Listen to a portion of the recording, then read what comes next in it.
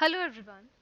Today in this video we are going to talk about the projects, that what actually projects are in automation and which projects are covered throughout the course. Right.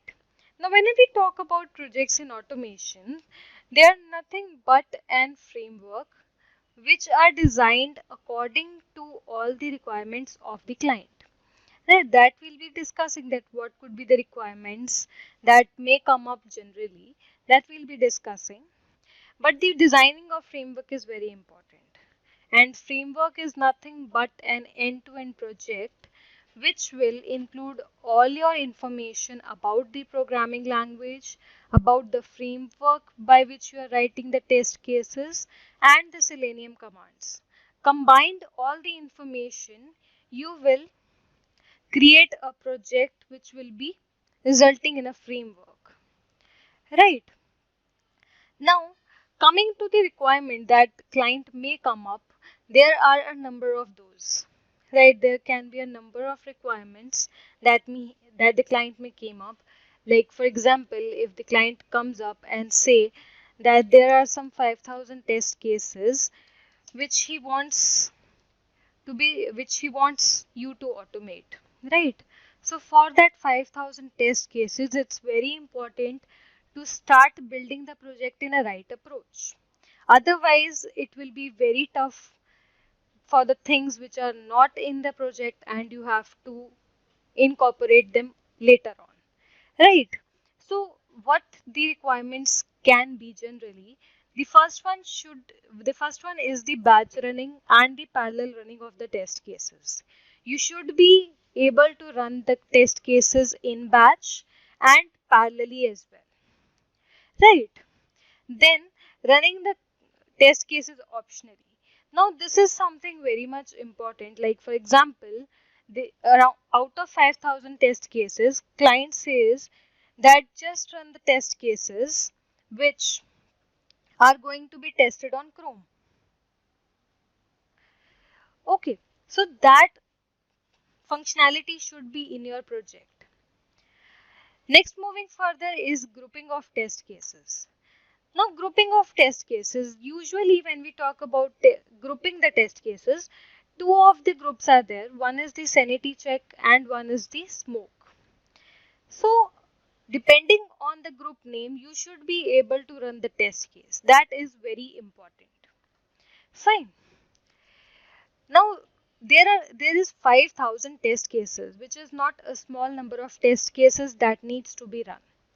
So, the data that you will be providing to the test case, we cannot hard code the whole data. For it might be a possibility that for one test case you have different data, for second test case you have different. So likewise, for 5,000 test cases there will be 5,000 data that you need to handle, and if you hard code them and some minor change comes up, so it will become very tough for you to change every occurrence of the data.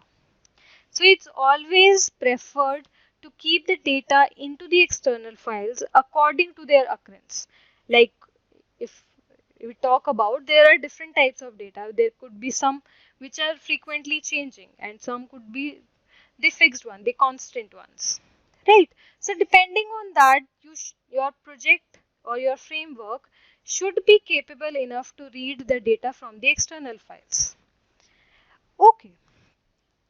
Once this is done, your main problem of handling the data will be resolved to a very much extent.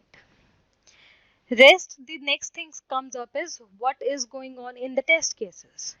You need to know that at which point, at which test case, what is going on. And if any case there is some failure, you should be able to record that failure. So for that, it's very much important to generate some kind of reports. I'll be taking the HTML reports because over here I have a sample report. I'll just show you. So over here I have a number of reports that are generated. So I'll just first show you a sample report. Let me just see over here. Let this be the test login. Inside this test login, you may see that I have some setup function that you will go to know that you'll get to know when you are working with the project and you know the course details, how it's going on. But when it comes to the reports, you may see in the test body, there is some logs like I'm going to open the browser. Which browser I'm going to open, that is mentioned over here. Along with that, there is a screenshot as well that the Chrome browser is being opening. Then after that, there is a log saying that the URL that I am navigating to some URL. So that URL is given, that which URL I am opening, and the screenshot is attached for the same. And there are some logs in which my details are there, like which browser I'm using, what are the username, passwords, and everything. Right. So this kind of report needs to be there when you have around 5,000 test cases. And for different test cases, it will show you different results. Right. So it's very important to have a clear HTML report. After that, it's important to email the reports, because if there are around 20 team members who are working on the same projects and you are testing it from your end, others should also will get to know that what actually the report is looking like and what are the bugs inside. So emailing is important. There is a specified code for emailing the reports. So it's not that tough, but it just needs some practice to understand what's going on in the code. Right. Then comes the requirement. This is totally up to the client that whether he wants this step to be done or not. It's integration with Grid. Grid basically helps you to run the test cases on different platforms on different machines. Right, so totally it's up to the client. That Grid is in detail covered in the course details that you'll get to know later on. And at the end, if there are 20 team members, they all are working on the same project, they all need to keep their data at a single place. So they need to integrate the whole code that they have into the GitHub account. And then from the GitHub account, Jenkins will pick up the data and will run the test case. Right.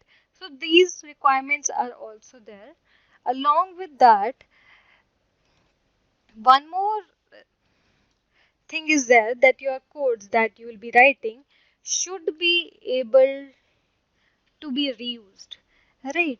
Reusability is very much important, because when you are reading the data from external file, you will not write the code again and again to read the data.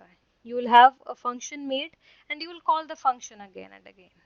And the same way generating the reports, for that also you will have a same kind of function, and for rest of the things. So whenever you are making the project, you need to keep all these things in mind, that your project is able to apt all these things, and these objectives will only make your project robust and reusable with minimum changes. Fine. So this is very much important. Now coming to the projects that are covered in the course. So over here these are the codes, these are the frameworks that are covered.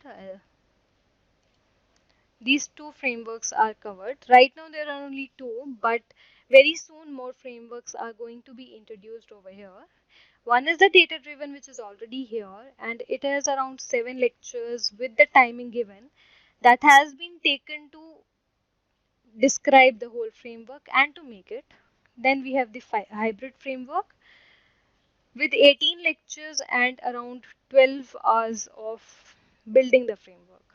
So if you are learning the frameworks and going to sum up your information for Selenium codes and for the language, the programming language that you are learning, so it's very easy to go through them first and then try to meet them. Fine. So this was all. Thank you.